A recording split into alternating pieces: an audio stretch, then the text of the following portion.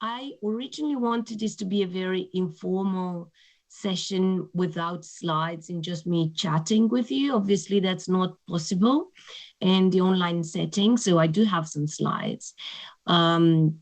But I hope we can have, these are just a support for the discussion that we'll have afterwards. And apologies for my rusty voice. Let's hope it keeps to the very end. So actually I put this title, but that's not entirely what I want to talk about. So 10 years ago, when I was a newish editor, and at that time I was an editor at Nature Physics, I was giving these publishing talks, and I always talked about two main things: how to choose the journal where to publish, and how to write the abstract and cover letter. And as I was updating my slides for this presentation, I realized how obsolete these topics are today, for two reasons. So first, compared to 10 years ago, there are many, many more journals, and the choice of what journal to choose is very different from what it was a decade ago. And second, now we have access to ChatGPT, so just let it write your abstract. Why do you need to bother? That said, I'm still going to talk a bit about how to choose a journal, and I'm still going to talk a bit about how to write an abstract, but from a different angle. And I'll also tell you how reviews are made, in particular Nature Reviews Physics, because the majority of our readers are early career researchers, so it means people like you, presumably. So it's nice to know how the reviews you're hopefully reading are made. So let's dive in, and I'll start swimming. I'll start with this not very good slide about the Nature family of journals. So there are lots of journals out there, and traditionally I would have started saying, oh, you need to know who's reading these journals. But today, nobody's really reading journals. I think most of you are finding information either through Google Scholars, alerts, or just browsing the archive. So very few people still read issues, and very few people read entire issues.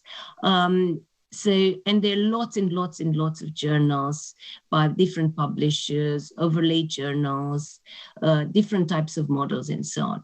But even within the Nature portfolio, there are lots of journals, and sometimes even we have trouble knowing what is what. So just wanted to give you an overview. And to point out some important things that you need to be aware of so you can differentiate between different titles. So we have weekly journals, and that is, well, the mother journal, so to say, Nature, that publishes most significant advances in science, and it's published every week and has roughly 1,000 articles per year. These are not just physics, these are all sciences. I don't know an exact number of how much is physics of these 1,000 articles, but you can imagine it's hundreds, it's not more. Then we have more discipline-specific journals that are published monthly. These are Nature Physics, that you know, maybe Nature Astronomy, and they publish landmark papers of interest to their discipline.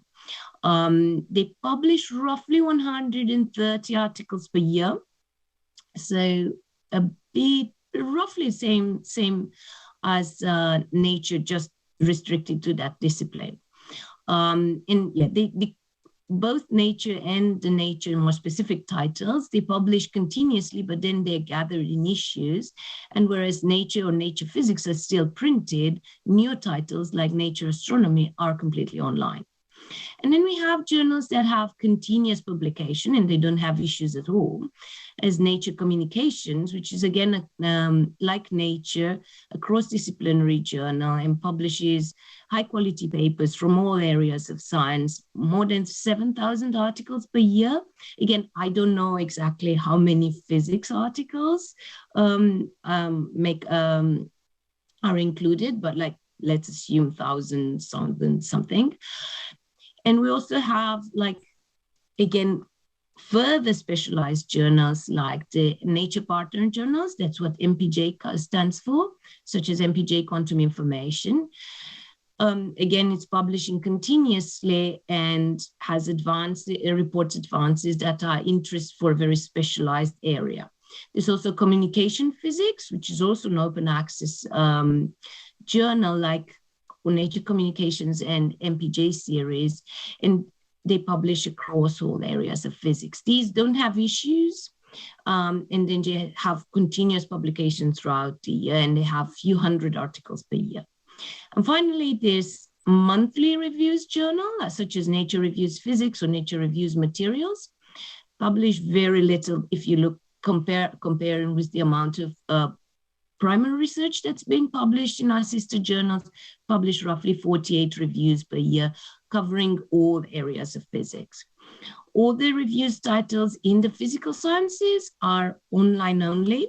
We never had a print issue, and they are they're subscription based. So that's quite a few journals already. But like when you say you'd like to choose one, there are a variety of things that you can think of.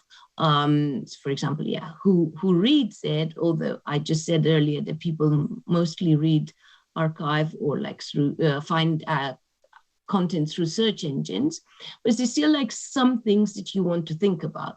So say across the Nature portfolio, we have various options: open access, subscription only, or hybrid.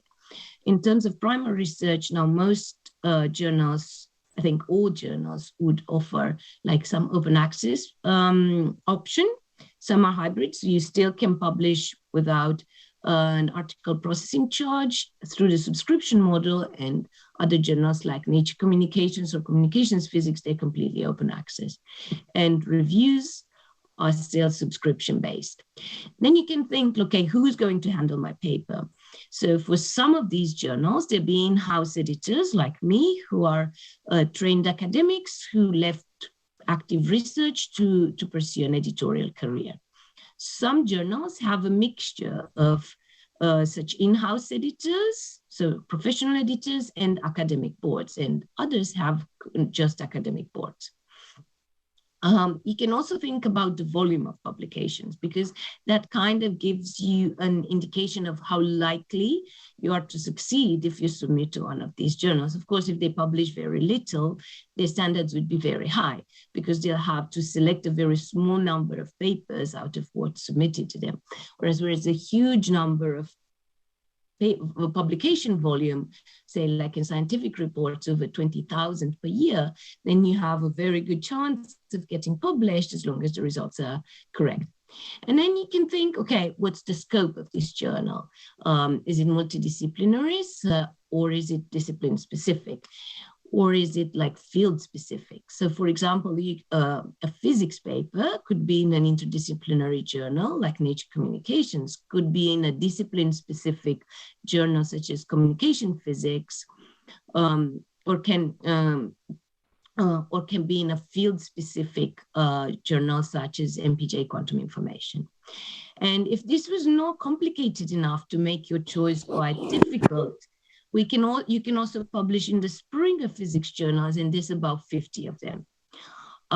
So I think it's quite complicated to choose a journal to publish in. There are lots of things you need to take into consideration, and I think even though the choice has increased a lot during the past few years, I think there's still things that we always need to consider. And one of the pieces of advice I always give is like check the journal website and see what are the conditions, because very often people after the article has been published go and say like, can we make it open access?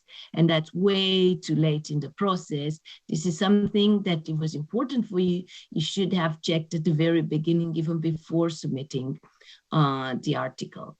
But luckily there are more options now, but it can be changed after publication. So if OA is important, check it before you submit. Okay, so reviews. Why do we need reviews? I really like, you see this mountain of papers. This is it's a bit old infographic now, but something that I like very much. It's from 2014. And at that time, the Nature News, people made this infographic and they calculated that if you were to print all the articles ever published and stack them on top of each other, you'd almost reach the top of Mount. What mount was that actually? I can't remember. Maybe it was Kilimanjaro. But anyway, it was very, very high stack. And only the very, very top, tiny, tiny top would be the top 100 cited papers and the papers that, are read. Most of papers are never read and just go like somewhere at the bottom of the stack. I think since 2014, we're probably higher than the peak of the mountain already. And it's still growing. And these are only... This estimate is quite crude and it only includes published articles in journals. But of course, we have textbooks, we have white papers, we have conference proceedings. There are all sorts of other types of documentation like lab notes or technical manuals and so on that I call dark literature, and that don't even counted in this estimate. So probably like the mountain of knowledge is much, much, much higher. So that gives already a clue like why we think reviews are important, because we want summaries of the progress in a field. We can't keep up with what's being produced. We want pedagogical introductions to help us understand the topic. Sometimes we want a broader context or a bigger picture, especially if you're not an expert in the field and you want, for some reason, to move to another field or to start working on a new topic. You want to see what's going on. And you also need a dictionary of technical jargon, because the way some terms are used in some areas are not necessarily the same that are used in other fields.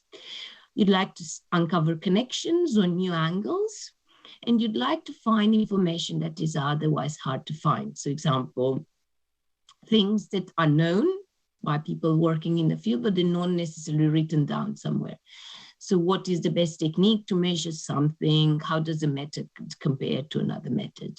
So for all these reasons, reviews are useful, but also they're difficult to write.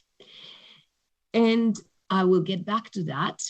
But I want to say, like, reviews are actually a very difficult to define article type because they come in many flavors. I would say they could be anything, in the sense that it could be anything that doesn't have an original analysis, an original hypothesis, an original result. They can be forward-looking, so not necessarily just overviewing what has already been published. And they can be opinionated, like perspectives, and showing their new directions, like roadmaps. Another type of opinionated review is viewpoint, where the different people, authors who write their own take about a specific topic or answer questions, and then everything is collated together. So it's a collective opinion piece, but the opinions don't have to be in agreement necessarily. They're the tutorial type reviews that are comparison of methods and techniques. We call them technical reviews. In other journals, it's actually called tutorial reviews. They're methodological guidelines. How to measure something, how to benchmark something. We call these in Nature Reviews Physics expert recommendations. And of course, they're like reviews in the traditional sense, the ones you're most used with, that give new angles, bring together different topics, and provide like a critical discussion. So they're not just what we call like a shopping list of what has been published, but they're packaged in such a way that they bring some new insight or some new take on the discussion. And those are like perhaps most useful ways of understanding what's going on in a field. So as you can see, reviews come in many flavors, and I'm always surprised like how every time like we commission something and then we're thinking and discussing with the authors what type of articles should it be, it's actually same topic can be approached from in different ways. And sometimes, we could have different reviews with very different flavors on the same topic. So to give you some examples, I don't want to dwell too much on that. So, like a roadmap would be like this one, talking about what people think is going to happen in gravitational wave physics in the next decade. They can be this is forward-looking, it can be backward-looking, like this viewpoint where different people discuss the quantum Hall effect 40 years on. And they can be methodological, like in these expert recommendations, is like how to use likelihood ratio tests correctly.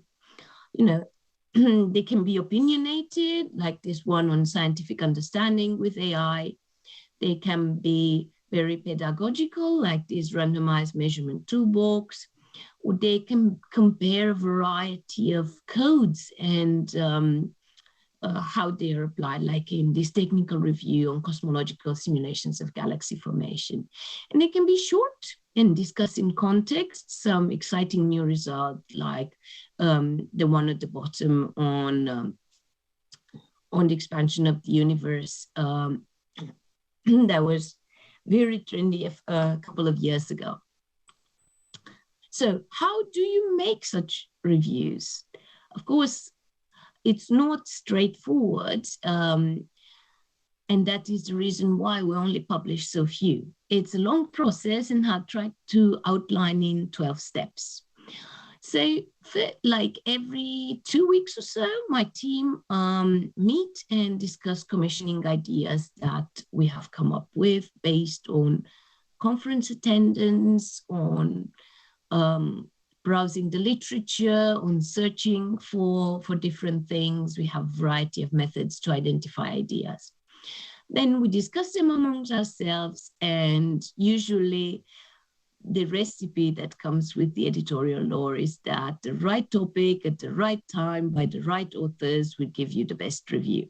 Of course, it's difficult to get all of them, but the questions that we ask each other when we present a commissioning idea is like, why this topic, why now, and why these authors? So basically answering these questions. And yeah, we challenge each other to bring reasons like why we think this review will work. And once we fleshed out the idea, the editors go and invite authors to discuss the scope, angle, format, possible co-authors, and so on. I have to say at this stage, the idea might get into a completely different direction, because what we think is interesting is not necessarily what the authors have in mind. And then we need to discuss like what we want, what they think is important, and we usually get somewhere in between and agree broadly on how the review would look like. Then the authors would draft an outline that is like a table of contents, and like they would say like, here's what we're about to write, like this is what display items we would like, and so on. We discuss that too, and then the authors start writing the review, which in principle takes a few months, in practice takes much longer. But like some months later, some years later, sometimes the authors send the first draft, and it's discussed with the editor, who might say like, you need to do some changes because there's some things that are missing, and the referees will point that out. Sometimes they're good as they are, and they're sent to peer reviewers who provide extensive feedback. They're usually seen by at least 3 referees, and we try to balance expertise, seniority, let's say theory and experiment, and all sorts of different things. And sometimes you have like the perfect balance of referees, but they don't agree to referee because you're busy. So you have to go back to square one and try to get like the balance right. But that is important, because unlike the peer review for original research, peer review for reviews is meant to ensure that the balance of the literature covered is fair, it's appropriate, that what the authors say is correct, it's not misleading in any way, and that ultimately that the review will be useful for the stated readership. So then the authors revise the manuscript and usually undergoes another round of peer review. And then a manuscript is accepted in principle, but we're not done. So at this stage, I will start editing in depth, not only the text, but also like discuss the figures and try to simplify them. Because as you see in this example, figures can get quite complicated. The art editor redraws the figures, then the authors check the edits and the figures, or answer my queries, and we converge on the last version, which is sent for typesetting and production, and the review is finally published. And this journey can take anything from 6 months to a year or a year and a half. So, and it's not always a straightforward way as emphasized by these steps here. And I think what makes it, when you look at the figures, I think that shows you like most clearly like with the before and after. You know, sometimes the figures come in, like you see on the one side and end up as you see on the other side. And that's all thanks to our amazing art editors who are very, very good at working with very sketchy sketches. And they're also very good at like bringing up like the information in the best way. To be honest, not all changes are that dramatic and not all figures look that nice. In my case, the articles I handle most have boring graphs, so there's very little you can do with those. Okay, so that's with reviews. And I said like, this is what I used to talk about. Why do we write cover letters and how we do that? And again, you'll tell me like, nah, I'll ask ChatGPT to write a cover letter. They do a good job. Well, not as good as this guy who, I don't know who this person was, but like became legendary with the editors for the best cover letter ever. But leaving that aside, jokes aside, the writing a cover letter is still useful because, as one of my colleagues wrote in this blog post, is like a very good list of tips on how to write cover letters. This is your 10 minutes alone in a room with the editor, making the case for why she should care about the work. So if you're just going to write down like what's already in the abstract, what's already like the title and things that are already known, it's waste of not paper, like it's waste of virtual paper, and you might as well not write it. So you want to add something different, that is something more, that is not already obvious and it's not already clear from the paper itself. So I'll just give you some tips here. Like, it's like a pitch. So if you're a journalist and you want to write a feature, say for a magazine, you have to write a pitch. And most pitches are rejected by the editor and very few go through, and they're like actually workshops and all sorts of things, how to write the best pitch. In this case, the recipe is quite simple. So what's the problem or question? Say, and just a very brief context, because it's not always obvious, you know, like we've solved cancer. Yeah, then it doesn't need a cover letter, but we haven't. So it's just a step towards healing, curing cancer. So you have to provide a bit more information there, like exactly what the problem is and what the question is and how we're going to tackle it. So what's new? What's the key finding related to this context? Why is it important? How it advances our understanding or how it solves anything? And why we care. And actually, that's an important bit. You care because you work in the field, and this is like a big thing you've been working for years, but it doesn't mean that the journal cares about it. But it's simply not because the research is not important enough, but maybe it's not in the scope of the journal, or maybe it's too specialized for the journal. So they like having a good understanding of what the journal publishes, what's written on the page about the aims and scope, and what they've published previously. It's good to know, because then you can say why that particular journal will be interested in publishing this particular paper. And to give you an example of how people don't read the instructions and are not aware, like every week we receive submissions of primary research, although it's clearly stated on the webpage that we only publish reviews. And I mean, on the one hand, it's understandable because in physics, we have this language abuse where we like to call reviews, we have reviews in the names of journals that publish primary research. So it is very confusing because there are lots of journals that have reviews in the title and publish primary research or a mix of primary research and reviews. So it is confusing, but that shows it is important to look briefly at the webpage of the journal. So again, like how to write an abstract, I think there's still like a good approach that I like to advertise how to think about it. So even if ChatGPT writes your abstract, at least you can use this recipe to check if it's done a good job. And from what I've seen, what I played with, it doesn't generally. So you start with what did you do? And this should be clear, like that you measured something, you calculated something, you analyzed something. That's always pretty clear. But now, how do you package this in a story that the readers would be interested in?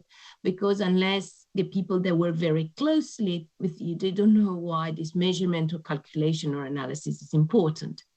So then you say, like, why did you do it? Oh, we don't know the reason for it, or we can't solve a practical problem, or we can't explain something.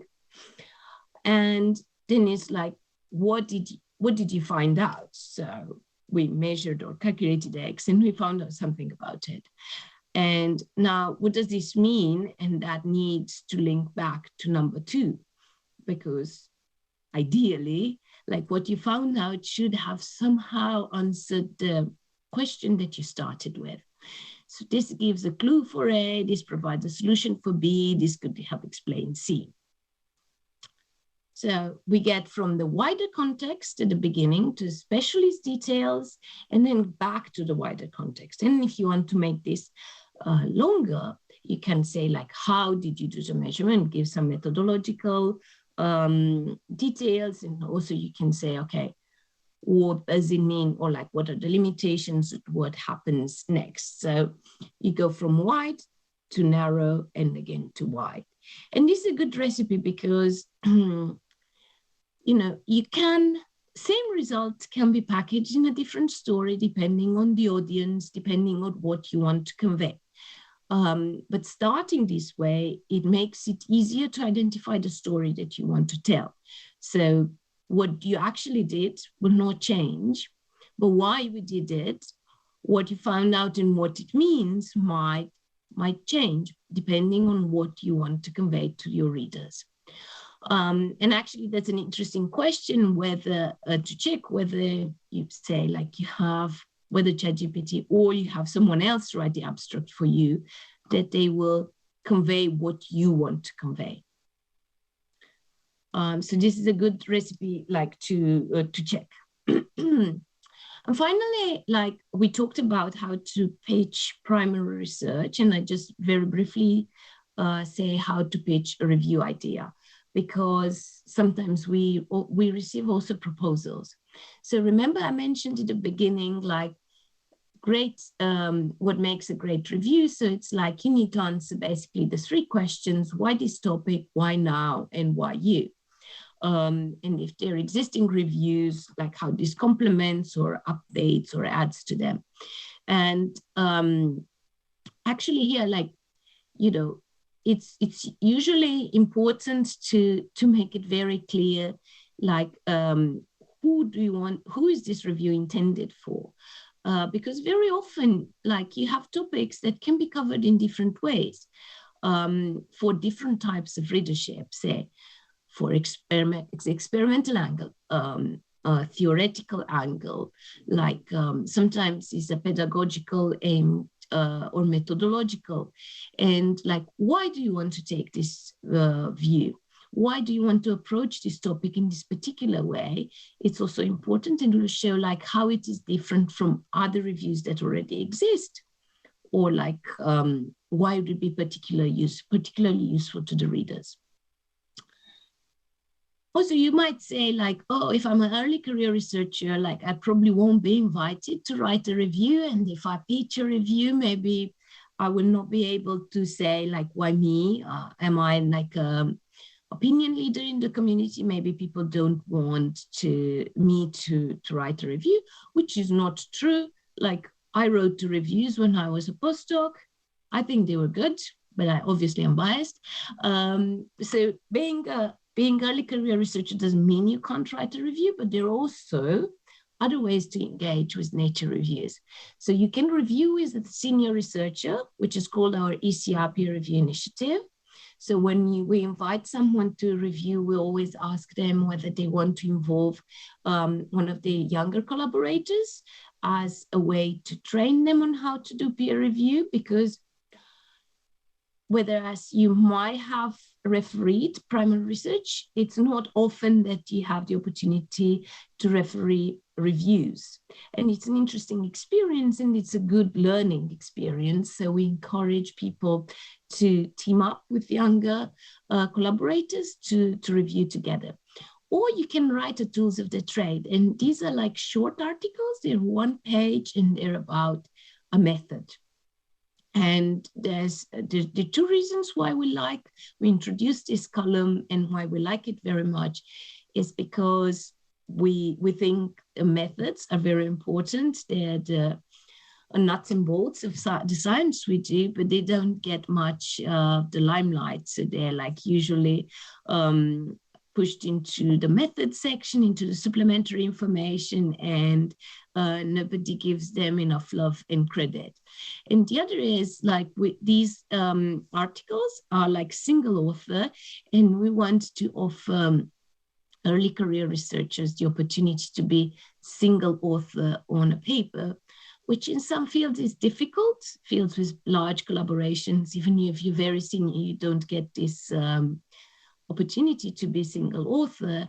And in others, it's also like when you're more senior, but it's a good experience to be single author and take full responsibility for what you write, and also work with the editor on this kind of piece. So these are ways in which we engage with early career researchers. And before I finish, I just wanted to give some examples like how diverse a reviews journal can be. Because we don't just publish reviews, and we've already seen that reviews come in all flavors. We also publish a lot of other stuff, so say comments that you've probably seen elsewhere, worldviews, which are like very personal calls to action based on personal experience, and they tackle more societal issues within the physics community. We have Down to Business that discusses technology transfer, patents, and related stuff. And we have Features that can be on a variety of topics. They're written by in-house editors or like colleagues, like in this case, journalists from Nature. We also publish editorials, and I think our best editorials are the one in April because they're always fun. The 1st of April editorials, watch that for this year. We publish research highlights that can be either on paper just published or what we call in retrospect, is like looking back at the paper that was published a number of years ago, before, and then in-house written features written by the editors. So I won't tell you about how to write research highlights, but I hope this is useful. And please do ask. We have quite a bit of time left, so please ask me anything.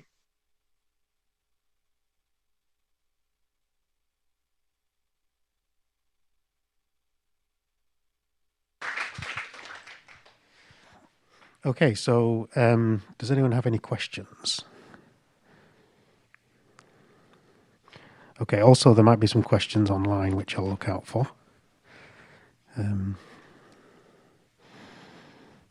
Okay, yeah. So actually, when you're asking your questions, there's in the seat there's a mic. So if you just to your right, if you just press that down, press the button down on Okay. at the front, and then that should Cool. raise a mic. Yeah. Can you hear me now? Yes. Yeah, good. So yeah, thanks very much for the talk. So it was very interesting to see your how to write an abstract slide. I sometimes have difficulty to distinguish abstract introduction and conclusion, and many papers write them in exactly the same way. So how would you say, what would you say is the difference? So I would say that you should write the papers in the same way. So say like journals like Nature Communications, they have standardized sections, which is like results, methods, discussion and conclusions. Well, I know like lots of articles are not written in this way. And it's like really difficult to distinguish different sections. And I would say that what applies to writing the abstract would apply to writing a paper. And you always start like, what you have done, and then how you did it, or the methodology, which in the end, you might put it in the method section, or like it might be kept in the main text. And then after you've done that, and hopefully that's the easy part of the writing, because you know exactly what you did and how you did that, then you can build a story around it. And as I mentioned before, there are different ways of saying, sometimes it's, okay, let's put it like this. Sometimes there's only one way of telling the story. Say like you observed a black hole merger and that's it. But sometimes, and I think particularly in condensed matter or in quantum information, the different ways of telling the story, because it depends on like what you want to focus. So I would say like when you write papers, always write down what you've done and how you did it, and then think like, okay, why, what did we learn? And then like do a bit of back and forth between that and make sure that actually what you say, that what the question that you've stated in the beginning is actually answered by what you've discovered. Because very often people start with very big questions, right? So like, we want to build the quantum computer. And actually the advance is a tiny, tiny, tiny, tiny step in that direction, but you've set the expectation of the reader very, very high when you stated the problem at the beginning, and then they'll be disappointed when they reach the end and say, oh, actually, this is, or like, I don't see how from here we'll get to building a quantum computer.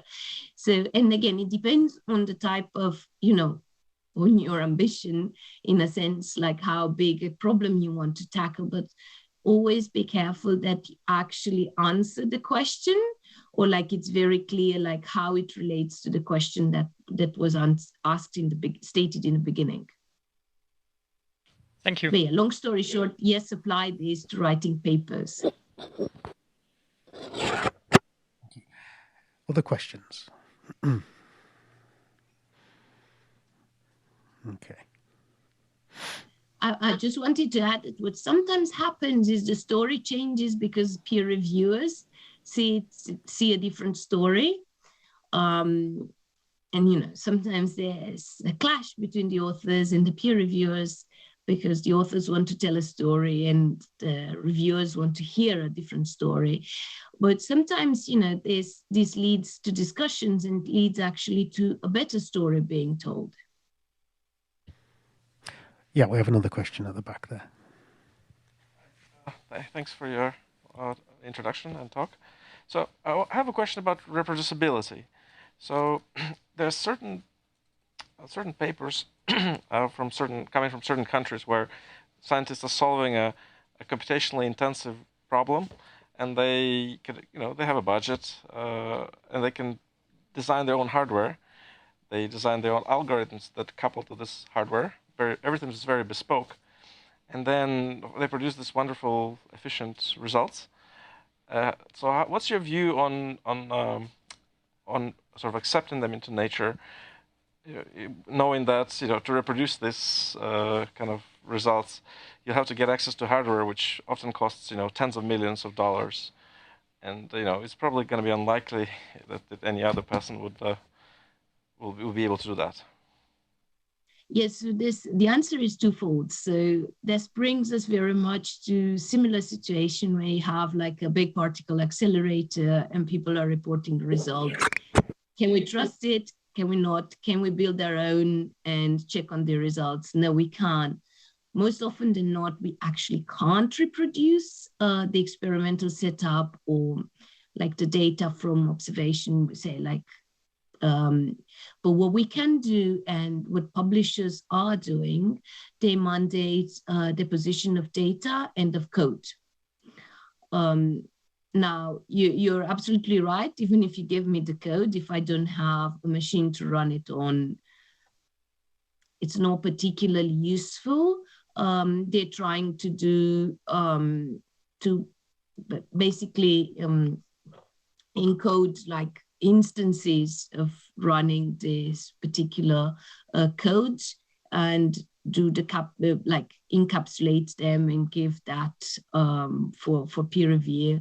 And also like what people do in more computational titles in Nature, they actually encourage readers to try to reuse the code as much as possible and publish like a follow-up reusability report.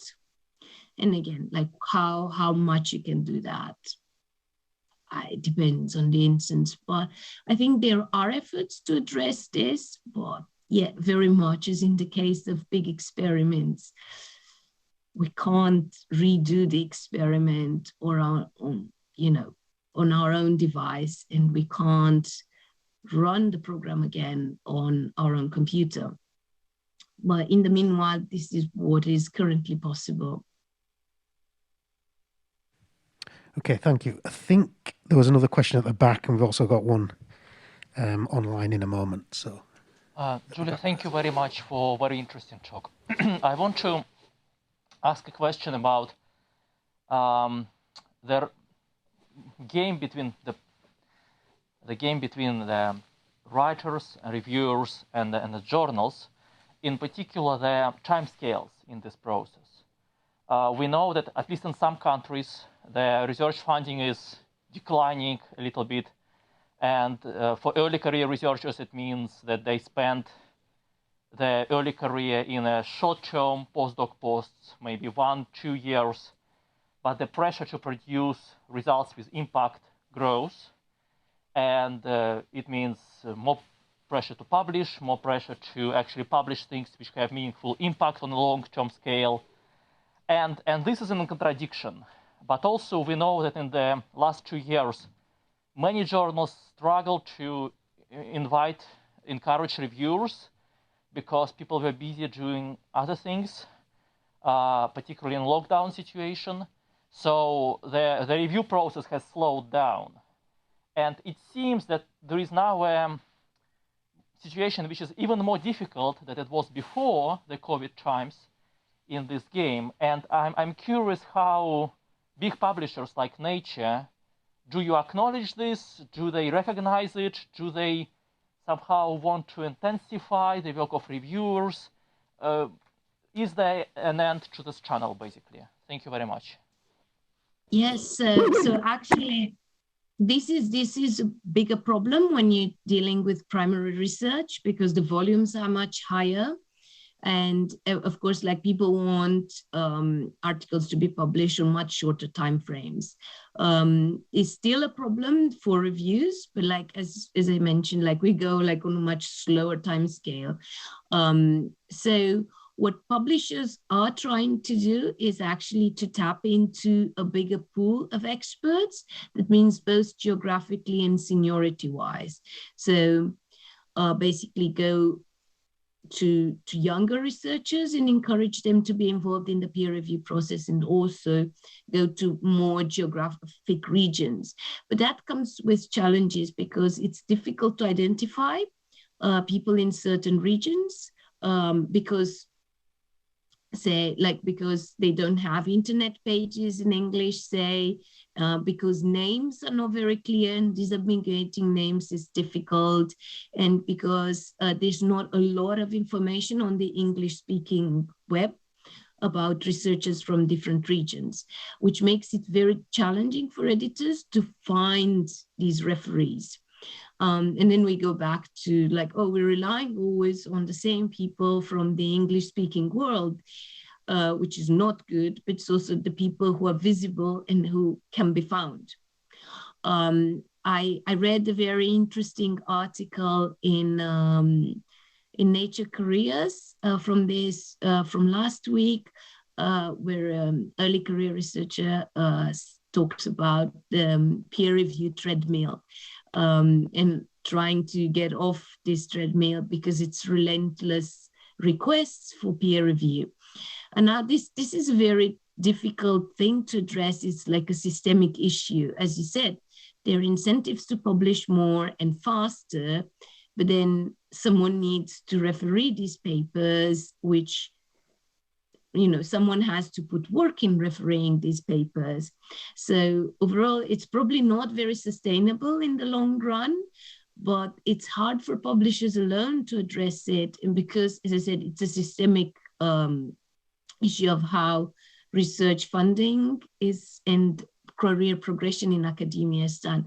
And I think if this is to be addressed, it has to be addressed by all stakeholders. And actually your question, I think it links into the question that's asked on the chats, which says, how do you choose a reviewer for a manuscript and how do you ensure they have really read the manuscript? And actually, like, I have to say I'm worried now because I mentioned ChatGPT a few times, but like, I don't know now if the report is a genuine report or is like a fabricated report. And this is worrying because we've always relied on trust. Scientific publishing and peer review is based on some mutual trust. So I trust the referees and they trust me to make a fair judgment.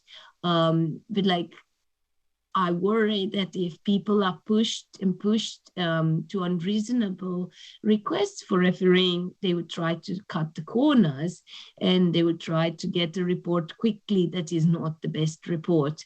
And I would like to say, like, we always know if it's a useless report, but like, I don't want to lose the trust in the referees, because I put a lot of weight on their assessments and regarding the question, how do I choose a referee? So this is different from primary research and reviews. So I'll say first about reviews.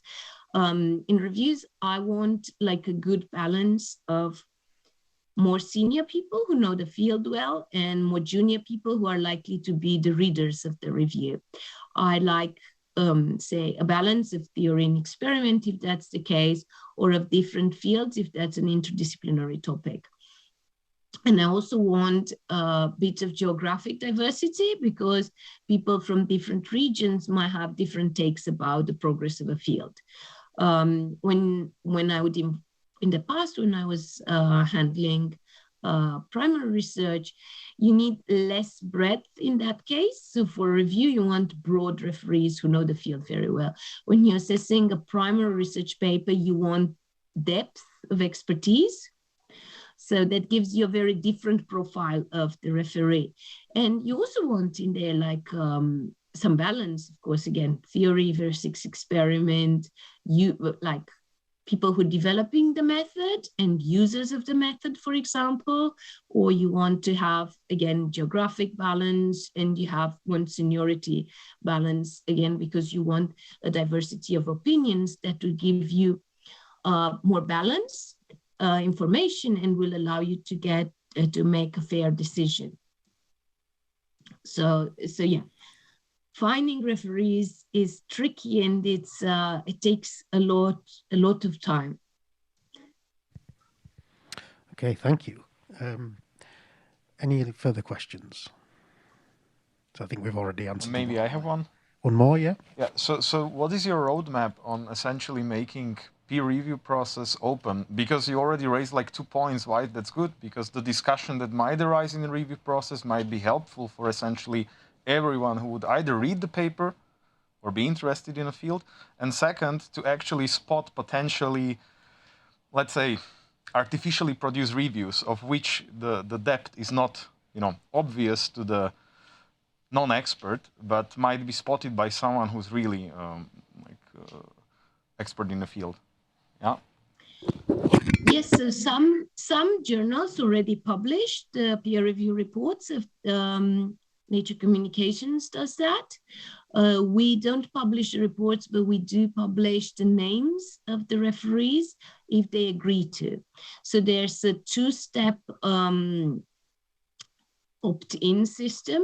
First, the authors need to agree that the referees will be named, and in most cases they do. And second, the referees need to agree to be named on the papers.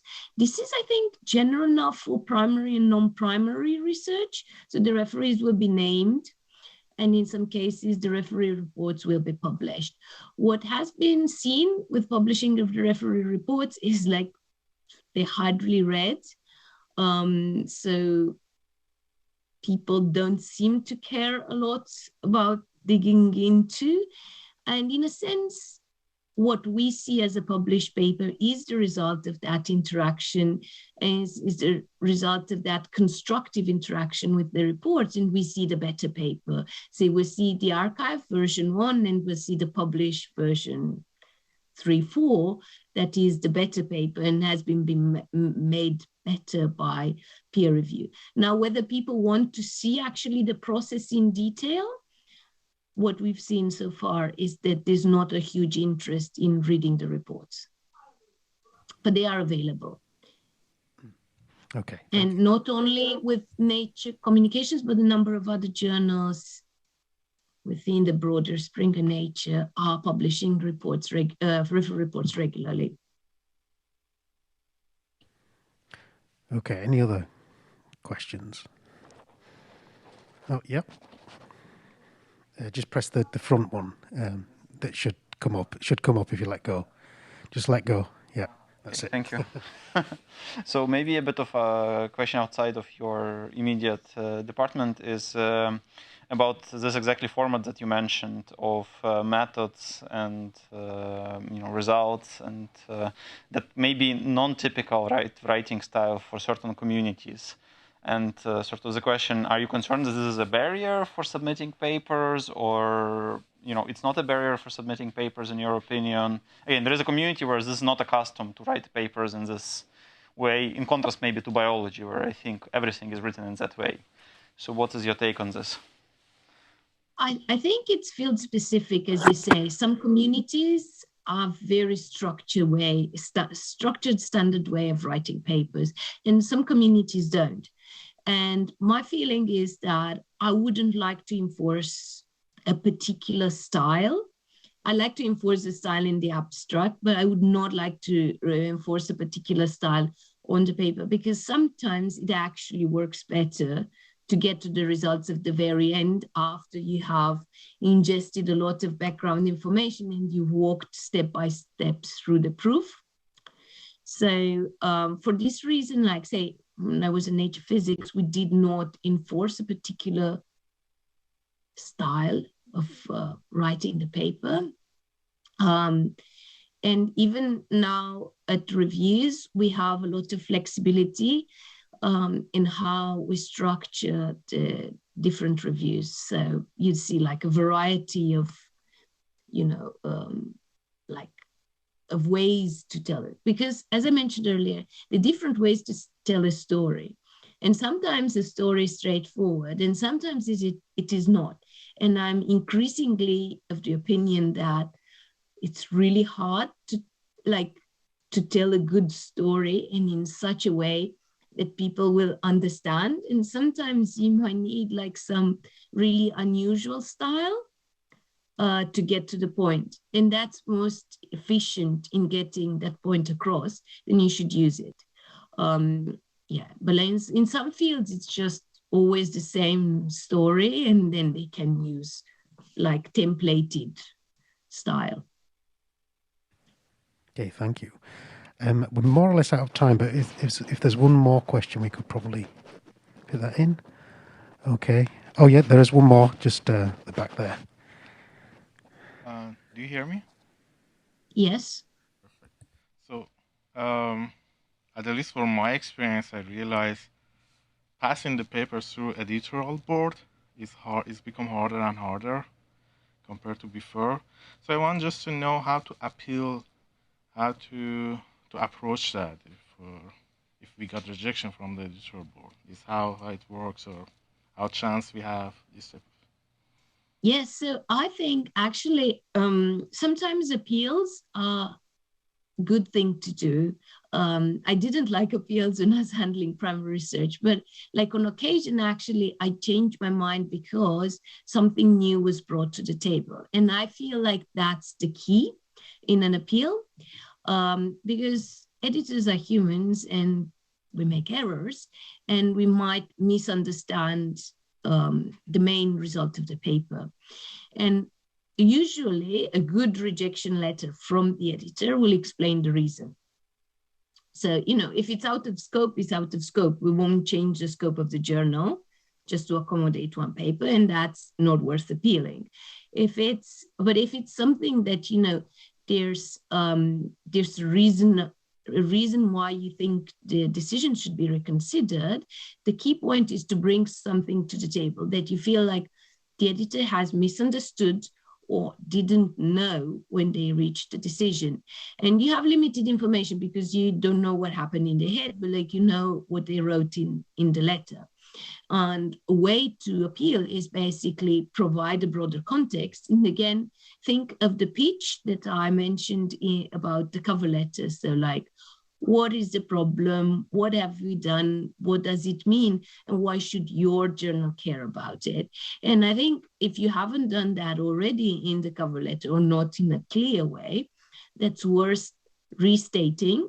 And if, say, the editor says like, okay, it's too specialized, and you want to say, no, actually, the result has broader implications for X and Y. And that wasn't very clear from the paper itself, then you can restate that more clearly. So yeah, just to stress that again, like the key to have success, to be successful when an appeal is to bring something new to the table.